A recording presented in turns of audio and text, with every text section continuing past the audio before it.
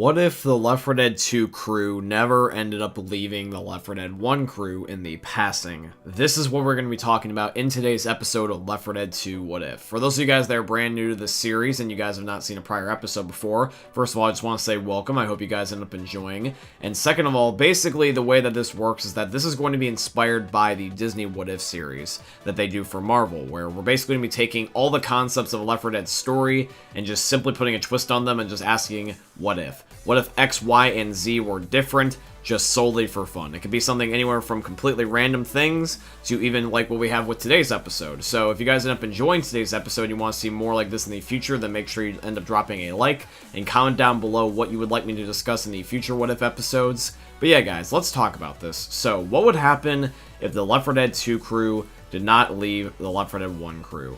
Now, for those of you guys that don't know about the Left 4 Dead story, let me give you basically a quick recap. So basically, for the Left 4 Dead 1 crew, after the events of the sacrifice when Bill ended up sacrificing himself, we all know that the Left 4 Dead 1 crew ended up going to an island, and this is basically where they've been the entire time, basically at the remains of the port area where Bill died, and just a little bit off the shore is going to end up being like an island. Now, they have not left this area ever since this event. So if the Left 4 Dead 2 crew were to stay here, they were probably going to stay in this general area. So they would end up having Jimmy Gibbs stock cards on the opposite half of the bridge. They would end up having the boat that the Left 4 Dead 1 crew has, and they would also have any just general plot of land within the general port area, because I would like to believe that nobody else would end up coming by, just because the only other survivors that we've ever ran into are very far and few in between. There was no actual rescue at the passing campaign. It was just the Left 4 Dead 1 survivors helping the Left 4 Dead 2 survivors by just gassing up Jimmy Gibbs' stock car. There was no NPCs. So that basically means that, as far as I'm aware, I don't know about any possible other human beings that there could be there. So it's just the Left 4 Dead 1 and 2 crew.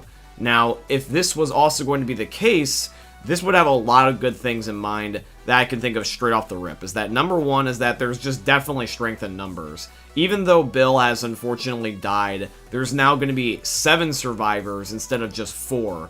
And the addition of Zoe, Francis, and Lewis would be great, because we already know that a majority of them get along.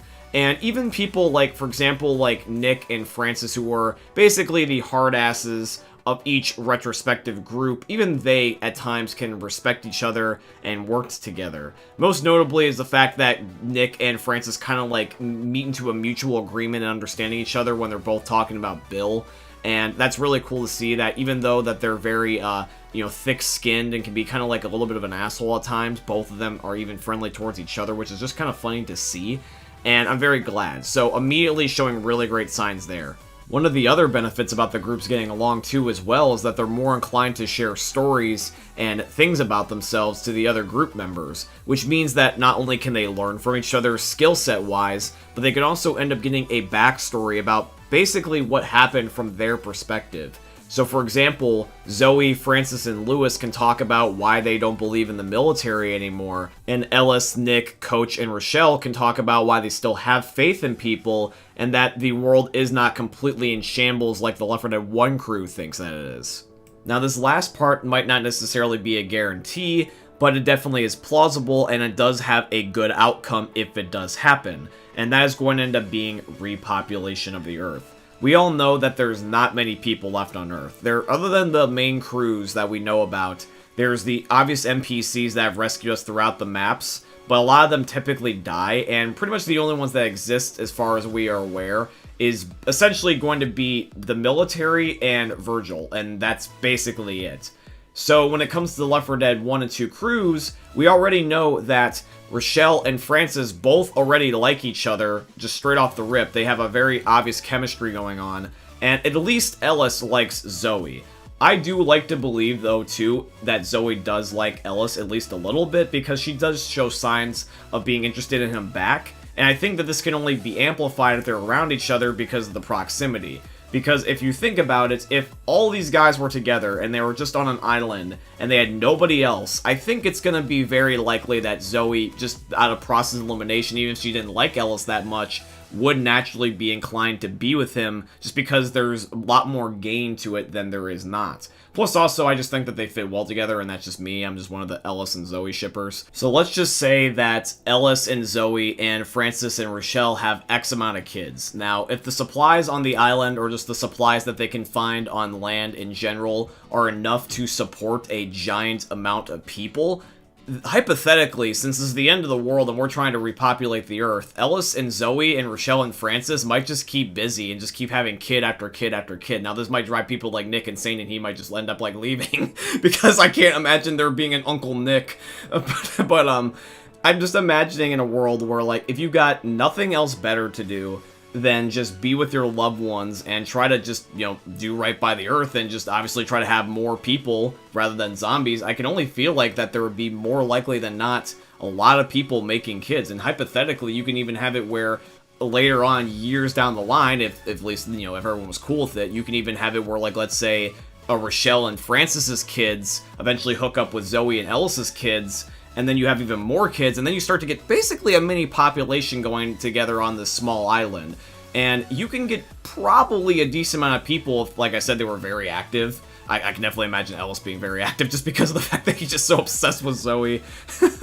But yeah, man, like, I think that you could definitely get a decent amount of people going. And then if you find any other survivors and that works out, and then boom, you start to get a couple dozen people. And that's really cool. You start to repopulate the Earth. That's kind of basically how essentially humanity works.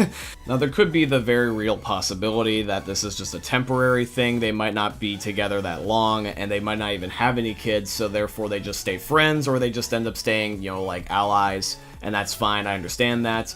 But I think that there is a perfect world where all this works out in the end and everything that I just listed does happen, which would be kind of cool. That would be the ideal circumstance.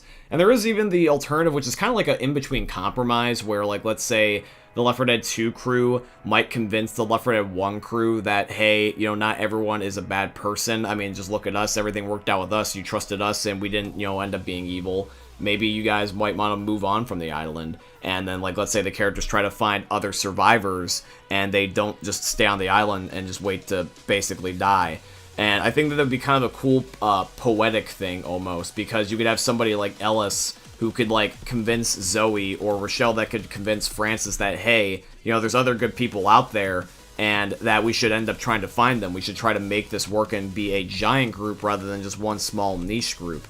And I think that could be very beautifully powerful if that ever did work out properly, but you would have to execute it perfectly, otherwise it would just, like, kind of fall flat on its face. And I do just quickly want to address one more possibility, that the idea that the cruises might only hang out temporarily.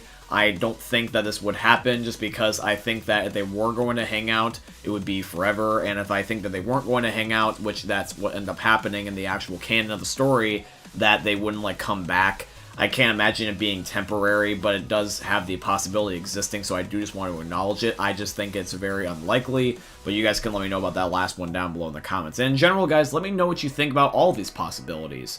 Do you think that one is more likely to happen than the other? Which one is your favorite? And if so, let me know in the comments down below. But anyways, guys, that's going to be it here for today's video. I do truly hope you guys ended up enjoying it. If you did, please consider dropping a like, comment, subscribe, and all that beautiful stuff. If you guys want to check out the prior What If episode, there will be a end card at the end of the video and a link down below in the description to all my other What If episodes. And if you guys want to see a particular What If episode in the future, just let me know by the comments once more. But I hope you guys end up enjoying today's video, my friends. If you did and would like to financially support the channel, I tremendously appreciate if you guys could go check out my Patreon. It's always linked down below in all my YouTube video descriptions. Or you guys could use supporter creator code BlackNinja797 in all caps in the Fortnite Epic Games item shops, because Epic is my very first sponsor, and they are sponsoring today's video, so shout out to Epic Games. Thank you, as always, to Jake Squid for being a Patreon supporter. You were awesome, my G. I hope you guys end up enjoying seeing another YouTube video for the most unique YouTubers are ever going to see. Thank you for watching, guys. I love you, and peace out.